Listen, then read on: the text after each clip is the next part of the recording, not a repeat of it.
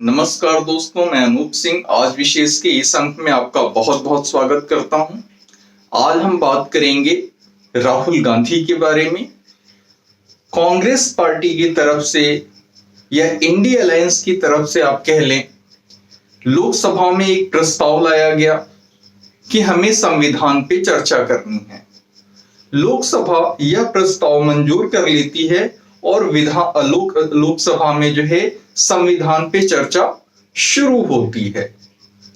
पक्ष और विपक्ष के बहुत से लोकसभा सदस्य इस चर्चा में भाग लेते हैं।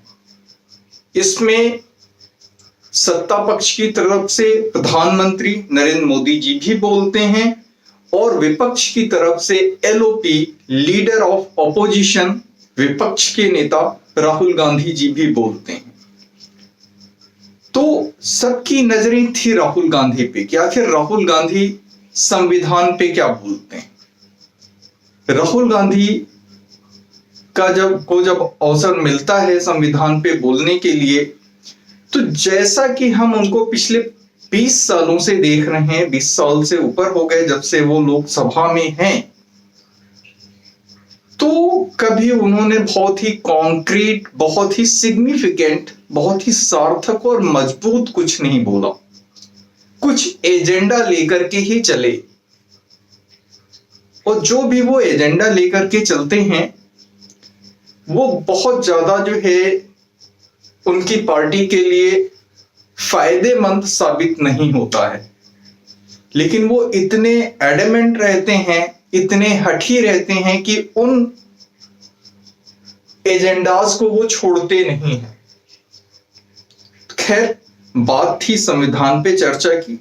संविधान जब से लागू हुआ तब से अभी तक काफी समय बीत चुका है, 70 वर्ष से ऊपर हो गए और जब से हमें आजादी मिली उसके 75 वर्ष हो गए।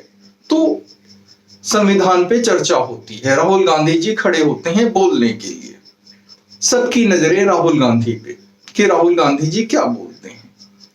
राहुल गांधी जी ने संविधान पर चर्चा में बोलना शुरू किया और शुरुआत की बिंबों और प्रतीकों के माध्यम से। वो एकलव्य को लेकर के आते हैं, गुरु द्रोणाचार्य को लेकर के आते हैं और ये बताते हैं कि देखिए ये एकलव्य हैं और ये 6-7 वर्ष 8 वर्ष का युवा और ये तपस्या करता है, धनुर्विद्या सीखता है। तो धनुष और तीर कमान कहते हैं, खैर ठीक है, वो धनुर्विद्या सीखता है और वो जाता है गुरु द्रोणाचार्य के पास कि मुझे भी अपना शिष्य बना ले और मुझे भी जो है आप धनुर्विद्या सिखाएं। क्योंकि गुरु द्रोण सिर्फ जो है राजकुल के बच्चों को ही शिक्षा दे रहे होते हैं उस समय, तो वो जो है एकलव्य को मना कर देते हैं। राहुल गांधी जी यहां बताते हैं एकलव्य चूंकि बहुत ही दलित था, शूद्र था, पिछले जो है वर्ग से था, इसलिए पिछड़ी जाति से था, इसलिए वो उसको जो है शिक्षा नहीं देते हैं, उसको अपना शिष्य नहीं बनाते हैं। यहां पर राहुल गांधी जी ने एकलव्य को जाति से जोड़ा, फिर उसी एकलव्य को और द्रोण की कहानी को, गुरु द्रोण की कहानी को वो अडानी से जोड़ते हैं। तो संविधान पे चर्चा हो रही थी, लेकिन यहां भी वो जाति और अडानी को ले आते हैं।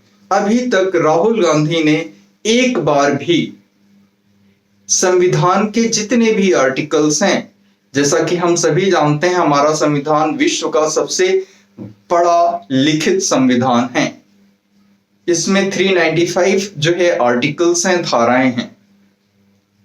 तो एक भी धारा अभी तक उनके मुंह से नहीं निकली कि किसी धारा में ये धारा अच्छी है, सरकार इनका पालन करती है, या सरकार इनका पालन नहीं करती है और कैसे कैसे नहीं करती है। बीच में लोकसभा अध्यक्ष उन्हें याद भी दिलाते हैं कि लीडर ऑफ अपोजिशन, ये संविधान पर चर्चा है। राहुल गांधी करीब आधे घंटे बोलते हैं, 28-30 मिनट, और आप संविधान पे बात करें, संविधान की धाराओं पे बात करें, लेकिन वो लगे रहते हैं अपने उसी एजेंडे में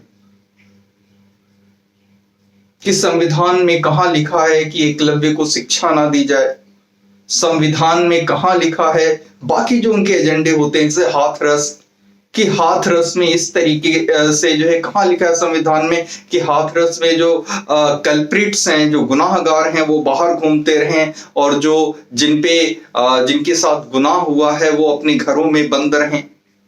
तो संविधान में ये सारी चीजें नहीं लिखी होती। व्यक्ति विशेष के नाम, तो हमारे देश की आबादी 140 करोड़ है, किसके किसके नाम उसमें लिखे जाएंगे, और आबादी सतत बढ़ती रहती है और जगहें भी इतनी हैं। हम राज्यों के हिसाब से ले लें, जिलों के हिसाब से ले लें, कस्बों के हिसाब से ले लें, गांवों के हिसाब से ले लें, तो किसका किसका नाम जो है कॉन्स्टिट्यूशन में समाहित हो सकता है। खैर, तो वो अडानी जी से जोड़ते हैं इस मुद्दे को, और देखिए कि जो है गुरु द्रोण ने जो है एकलव्य का अंगूठा काट लिया, एकलव्य के पास अंगूठा नहीं रहा, तो जनता जो है वो एकलव्य है, और जो है इसलिए एकलव्य है कि वो अंगूठा काट के एकलव्य का अडानी को दे दिया गया। तो आपने देखा कि अभी तक जाति आ चुकी है उनके संबोधन में, और अडानी आ चुके हैं कि जितने भी छोटे मोटे कल कारखाने देश में चलते हैं, उन्होंने मुंबई का धारावी का एग्जाम्पल लिया। अवैध और वैध दोनों तरीके की बस्तियां हैं, विश्व का सबसे बड़ा झुग्गी झोपड़ी एरिया है, जिसके नवीनीकरण का विचार, नवीनीकरण की बातें दशकों से होती आई हैं। लगभग अब इस पे सहमति बनी है, और जितने लोगों ने बिड किया, जितने लोगों ने इच्छा जाहिर की धारावी के पुनर्निर्माण की, उसमें सबसे अच्छी बोली जिसने लगाई उसमें अडानी थे, और वो प्रोजेक्ट उनके पास चला गया। मुंबई महानगर है, फाइनेंशियल सिटी है, फाइनेंशियल कैपिटल है, और मुंबई देश का एक चेहरा भी है, और उसके बीच में इतनी बड़ी झुग्गी झोपड़ी वाली बस्ती, वो हमारे देश के नाम को भी खराब करती है और मुंबई के नाम को भी खराब करती है। सत्य है ये कि वहां पे उन छोटी छोटी झुग्गी झोपड़ियों में भी लोग जो है छोटे मोटे कारोबार करते हैं। तो क्या उसका विकल्प देखा जाना चाहिए कि वो कारोबार, आखिर वहां पे उसका नवीनीकरण होगा, मल्टी स्टोरी बिल्डिंग बनेगी, और उन सभी को फ्लैट्स मिलेंगे, तो उन्हीं को मिलेंगे जो वहां रहते हैं, वो अपना कारोबार पुनः स्टार्ट कर सकते हैं। खैर, हम राहुल गांधी पे आते हैं। तो ये देश के सभी युवा का अंगूठा काट के अडानी जी को दे दिया गया, सभी कारोबारियों का अंगूठा काट के अडानी जी को दे दिया गया। अब यहां से वो आगे बढ़ते हैं तो हाथरस पे आ जाते हैं। तो अभी तक जाति पे आए, अडानी पे आए, फिर हाथरस पे भी आ जाते हैं और बताते हैं कि जो है पीड़ित परिवार कितने दुख में जीवन व्यतीत कर रहा है, और योगी जी के राज्य में जो उत्तर प्रदेश के मुख्यमंत्री हैं, यहां पर संविधान लागू नहीं होता है, यहां पर मनुस्मृति लागू होती है। अब मैं नहीं समझता कि राहुल गांधी मनुस्मृति के बारे में कितना जानते हैं। हमारे घरों में रामायण मिलती है, हमारे घरों में गीता मिलती है, हमारे घरों में बहुत सी किताबें ऐसी मिलती हैं जिसमें हमारे देवी और देवताओं की आरती होती है। लेकिन आप सभी सुनने वाले श्रोताओं से मेरा विशेष अनुरोध है कि कमेंट में लिखिएगा कि कितने लोग अपने घर में मनुस्मृति भी रखते हैं। नहीं रखते, क्योंकि हमारा कार्य रामचरितमानस और गीता जी से चल जाता है। मनुस्मृति क्या थी? जब मनुस्मृति लिखी गई, वो बहुत ही सिविलाइजेशन के, सभ्यता के, मानव सभ्यता का बहुत ही आरंभिक काल था। जब मनुस्मृति लिखी गई उस समय किसी तरीके की कोई जाति व्यवस्था नहीं थी। तो मनु ने क्या सोचा कि समाज को एक ऑर्डर देना है, समाज को एक दिशा देनी है, समाज में एक व्यवस्था लानी है। तो उन्होंने पूरे समाज को 4 वर्गों में बांट दिया। ब्राह्मण, क्षत्रिय, वैश्य और शूद्र, 4 वर्णों में बांटा। जो विद्वत जन लोग हैं, जो बहुत बुद्धिमान हैं, जिनका दिमाग बहुत तेज है, शार्प है, वो समाज के शेष लोगों को शिक्षा देंगे। उनको ब्राह्मण कह दिया गया। समाज में जो लोग बलिष्ठ हैं, शारीरिक रूप से बहुत ही मजबूत हैं, ताकतवर हैं, जिनमें महत्वाकांक्षाएं हैं लीड करने की, उनको उन्होंने क्षत्रिय बना दिया कि ये पूरे समाज की सुरक्षा करेंगे। और जिन लोगों में व्यवसाय के गुण थे, जिनका मन काम धंधे में ज्यादा लगता था, जिनकी रुचि काम धंधे में थी, उनको उन्होंने वैश्य का नाम दे दिया कि सारे समाज में जो व्यवसाय का कार्य है वो वैश्य करेंगे। और सारे समाज में जो बुद्धि बल से भी मजबूत नहीं है, बाहुबल से भी मजबूत नहीं है, और जिसमें धंधे और व्यवसाय की समझ भी नहीं है, उनको सेवाओं की जब जरूरत होगी तो जो शेष बच जाते हैं वो उनकी इन तीनों वर्गों की, तीनों वर्णों की सेवाएं करेंगे। एक मोटा मोटा ऑर्डर जो है, ऑर्डर का मतलब एक दिशा दी उन्होंने, एक व्यवस्था की। तो कोई जाति नहीं थी, ये इंसान की पूरी तरीके से योग्यता और कर्मों के आधार पे था, जन्म के आधार पर नहीं। खैर, मनुस्मृति जो है वो राजनीति का शिकार हुई हमारे देश में, और लोगों ने बिना पढ़े और बिना जाने हुए उस पे जाने कितने आक्षेप लगाए। हो सकता है उसमें कुछ कमियां हों, कमियां आज की दृष्टि में हमें वो दिखेंगी, क्योंकि आज हम जिस माहौल में जी रहे हैं, आज सभ्यता उस समय से, उन हजारों साल पहले से आज हम जहां पहुंच चुके हैं, तो वो बहुत फर्क आ जाना जो है नेचुरल है। परिवर्तन ही प्रकृति का नियम है। लेकिन उस समय भी इतनी मजबूत व्यवस्था देना अपने आप में एक बहुत बड़ी बात थी। तो मनुस्मृति को सकारात्मक तरीके से नहीं लिया गया। भाई, किसी भी चीज का सबसे पहले हमारे पास टेलीफोन आया था, सबसे पहले मोबाइल की बात कर लेते हैं, टीवी किसी की भी बात कर लें, तो कीपैड होता था, उसकी मेमोरी भी 200-250 से ज्यादा नहीं होती थी। 200-250 से ज्यादा आप जो है उसमें नंबर सेव, कॉन्टैक्ट सेव करके नहीं रख सकते थे। पीला सा लाइट जलता था, और कीपैड वाला होता था, पंच वाला, टच वाला नहीं होता था। और आज हमारे पास कैसा मोबाइल है, हम नहीं जानते हैं कि भविष्य में 10 साल बाद हमारे पास मोबाइल कैसा होगा। तो हम 10 साल बाद या आज उस मोबाइल को क्रिटिसाइज करें जो सबसे शुरुआती दौर में आया, तो भाई मोबाइल आया तो सही, वो मोबाइल आया तभी हम आज इस मोबाइल के दौर में हैं, और आज हम इस मोबाइल के दौर में हैं, तभी हम आने वाले 10 साल के बाद जो मोबाइल का स्वरूप होगा उस दौर में होंगे। तो हम जो प्रथम चरण में मोबाइल आया था उसको क्रिटिसाइज नहीं कर सकते। इसी तरीके से जो सामाजिक व्यवस्थाएं बनती हैं तो चरणबद्ध तरीके से बनती हैं, ये एक सतत प्रक्रिया है। खैर, मनुस्मृति पे है कि जो है उत्तर प्रदेश में सरकार जो है मनुस्मृति के हिसाब से काम करती है और संविधान के हिसाब से नहीं। जाति की बात कर ली उन्होंने, फिर अडानी की बात कर ली, हाथरस की बात कर ली, मनुस्मृति की बात कर ली।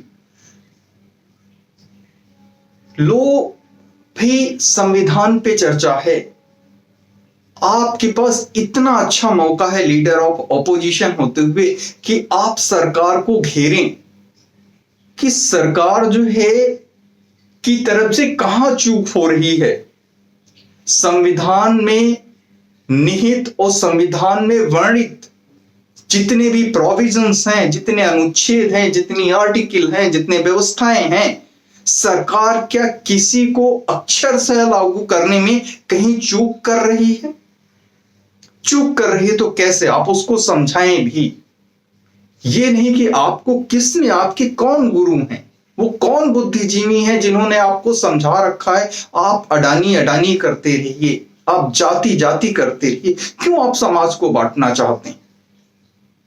सब आधुनिक हो रहे हैं, सब आगे बढ़ रहे हैं। हम जाते हैं, चाय पीते हैं, अगर जो किसी दुकान पे, क्या हम पहले पूछते हैं वो किस जाति का? नहीं पूछते, कोई नहीं पूछता है। तो समाज में जाति व्यवस्था पहले भी नहीं थी, आज भी नहीं होनी चाहिए। बीच में कुछ कुरीतियों का शिकार जो है हमारा समाज, भारतीय समाज हो गया था। और जब हम उसको तिलांजलि देने के, उससे छुटकारा पाने की मानसिकता को लेकर के, दृढ़ इच्छा को लेकर के आगे बढ़ रहे हैं, तो आप दोबारा हमारी टांग खींच करके गड्ढे में क्यों गिराना चाहते हैं? क्यों लगे हुए इस प्रयास में सतत?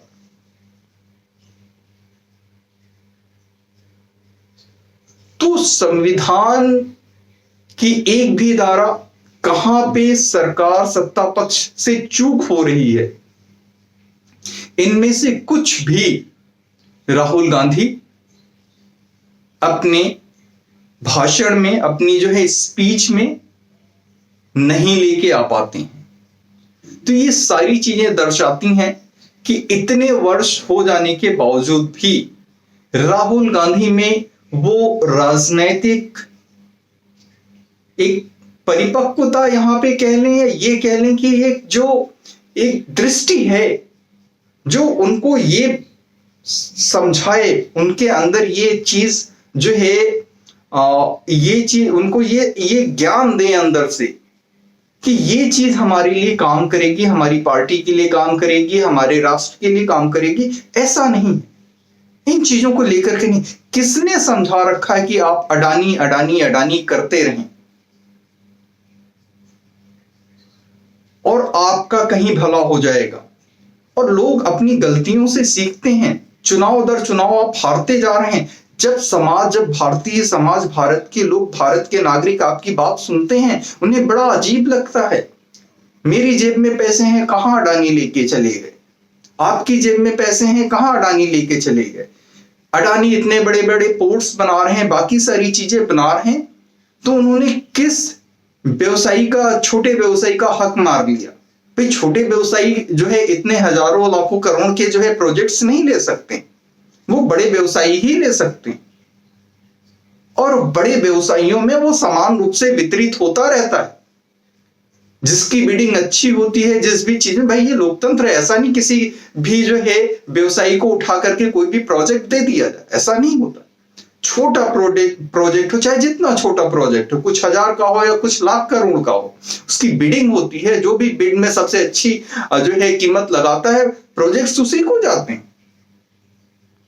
और फिर आज तो डिजिटल प्रक्रिया है, सब कुछ जो है पूरी तरीके से पारदर्शी है। मोदी के आने के बाद सब कुछ डिजिटल, इंडिया में सब कुछ डिजिटल हो चुका है। बैकडोर से भी कुछ होने के चांसेस नहीं होते। खैर, तो संविधान पे चर्चा थी और राहुल गांधी संविधान की एक भी धारा के बारे में कुछ भी नहीं बोलते। प्रियंका गांधी जी बोली, उन्होंने भी कुछ ऐसा सार्थक नहीं बोला, बहुत निराश किया। सबसे ज्यादा कांग्रेसियों और अपनी पार्टी के कार्यकर्ताओं को निराश किया, क्योंकि पार्टी के कार्यकर्ताओं को ऐसा लगता था कि प्रियंका गांधी आएंगी तो एक नई बयार लेकर के आएंगी, एक नई ताजगी लेकर के आएंगी, एक नया सोच लेके आएंगी पार्टी के लिए। अनुराग ठाकुर बीजेपी की तरफ से बोले, राजनाथ सिंह बीजेपी की तरफ से बोले और प्रधानमंत्री मोदी बीजेपी की तरफ से बोले। अनुराग ठाकुर ने भी राहुल गांधी को जिन जिन मुद्दों पे उन्होंने बात की उसको जो है एक एक मुद्दे को पकड़ करके और बहुत जबरदस्त काट दी उन्होंने। और कोई भी काट सकता है क्योंकि आपने निरर्थक बात की और आप लगातार एक ही चीज आप ये तो वो बात हो गई ना कि कोई जाता है दुकान पे, वो कहता है मुझे जो है 1 किलो गुड़ दे दो बोतल में। तो दुकानदार कहता है भाई ये क्या बात हुई, ऐसे कैसे हो सकता है? तो कहता है अच्छा ठीक है, ऐसे नहीं, मुझे बोतल में 1 किलो गुड़ दे दो। अब इन दोनों में क्या फर्क है? मुझे 1 किलो गुड़ दे दो बोतल में, या मुझे बोतल में 1 किलो गुड़ दे दो। तो आपने इतना बदलाव किया, आपने वही कहा, थोड़ा सा अलग तरीके से कह दिया। तो आप ये नहीं हुआ कि आप कुछ सार्थक बोल गए, आपसे सार्थक बोले जाने की उम्मीद की जा रही थी।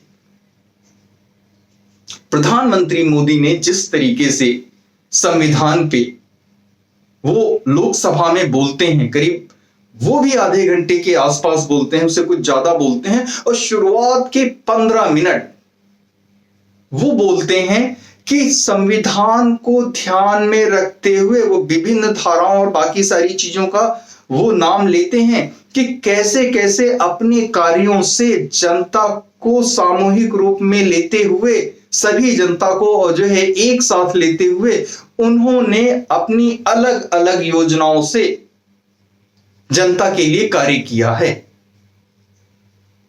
फिर इतना सब कुछ अपने आप को संविधान के दायरे में रहते हुए और इतना मजबूती से वो बोलते हैं। फिर वो आ जाते हैं कि कांग्रेस पार्टी ने कहां कहां संविधान को जो है कलंकित किया है, कहां कहां संविधान को तोड़ा है, कहां कहां संविधान के साथ जो है नाइंसाफी की है।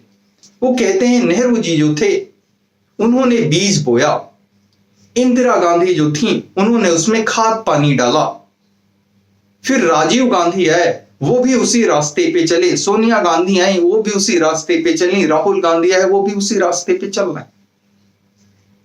कितनी बार चुनी हुई सरकारों को इन्होंने बर्खास्त किया, हटाया, राज्य सरकारों को। इंदिरा गांधी अपना चुनाव हार जाती हैं धांधली की गड़बड़ी की शिकायतों की वजह से, और इसकी वजह से जो है वो इमरजेंसी, देश में आपातकाल लगा देती हैं, लाखों लोगों को जो है पकड़ करके जेलों में डाल देती हैं, हर तरीके के जो है कॉन्स्टिट्यूशनल और जो है जुडिशियल जो राइट्स होते हैं नागरिकों के वो उनको समाप्त कर दिया जाता है।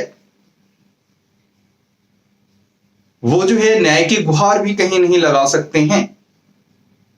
कैसे जबरदस्ती जो है संविधान को बदला गया, संविधान बनने और लागू होने के साल 2 साल के अंदर ही पहली बार संविधान को नेहरू के समय में बदला गया। उसके बाद जबरदस्ती जो है संविधान में सेक्युलर शब्द जोड़ दिया गया, जो सबसे ज्यादा जो है जिसका दुरुपयोग हुआ है, जिसकी परिभाषा इतनी गलत गढ़ी गई है और जिसका नुकसान पूरे समाज और पूरे देश को हुआ है। भाई उससे पहले, सेक्युलर शब्द से पहले हमारे देश में सभी लोग खुश थे, हिंदू, मुसलमान, सिख, ईसाई, क्योंकि जहां पे आप बंटवारे की लकीर डाल देंगे कि ये अलग और ये अलग, तो जब आपने उसके मन में ये डाल ही दिया तो वो अपने आप को अलग ही सोचेगा। तो राजनाथ सिंह जी भी बोले, राजनाथ सिंह की एक चीज जो थी वो सभी ने नोटिस की, बोले कि हमारे यहां एक नेता आते हैं जो जेब से जो है संविधान की पुस्तक निकालते हैं। सच है, इनके घर वालों ने, इनके परिवार वालों ने संविधान को हमेशा जेब में ही रखा है। कितना बड़ा कटाक्ष था। तो बहुत से नेताओं को बोलने का मौका मिला। राहुल गांधी जी जितना ज्यादा इससे फायदा ले सकते थे, उनके पूरे भाषण में कुछ भी नया नहीं था। सिर्फ जाति पे अटके रहना, जाति जनगणना, हाथरस, अडानी, ये सारी चीजें संभल भी लेकर के आए कि वहां पे किसी भी सिर्फ दर्शक बन के खड़े थे कुछ लोग और उन पे गोली चला दी गई। अब हमने सभी ने टीवी में फुटेजेस देखे हैं, वीडियोस देखे हैं कि पत्थरबाजी चल रही थी, पूरी जमीन जो है पत्थरों से, ईंट के टुकड़ों से पटी पड़ी थी। राहुल गांधी जी कह रहे थे सिर्फ वो दर्शक बन के खड़े थे और जो है सुरक्षा बलों ने, पुलिस ने गोली चला दी। तो जब आप जनता के सामने इतना सफेद झूठ बोलेंगे और एक ही झूठ लगातार बार बार बोलते रहेंगे, जनता आपसे ऊब जाएगी, आप समझ जाएगी कि आप गंभीर नहीं हैं। भाई मान लीजिए कि आप में उतना दमखम नहीं है लेकिन गंभीरता भी दिखती है, तब भी आप कहीं तक जा सकते हैं। लेकिन गंभीरता भी नहीं दिखती है और दमखम तो आपका लोग 20 सालों से देख रहे हैं कि आप देश के को लेकर के कितना समर्पित हैं और बाकी सारी चीजें आपके अंदर कितनी हैं। प्रियंका गांधी जी भी बोली, लेकिन वो भी अपने भाई की ही राह उन्होंने ली। शायद उनकी जो है ये मजबूरी रही हो कि भाई से जो है इतर दूसरी राह लेकर के वो नहीं चल सकती थी। हालांकि उनसे उम्मीदें बहुत ज्यादा थी, वो नए मुद्दे उठा सकती थी। तो आज की चर्चा को यहीं विराम देते हैं, मिलते हैं फिर अगले अंक में। चैनल को लाइक करें, सब्सक्राइब करें और शेयर करें। नया हूं मैं यूट्यूब पे, अभी 2 हफ्ते बमुश्किल हुए हैं, तो कृपया चैनल को सब्सक्राइब अवश्य करें। धन्यवाद।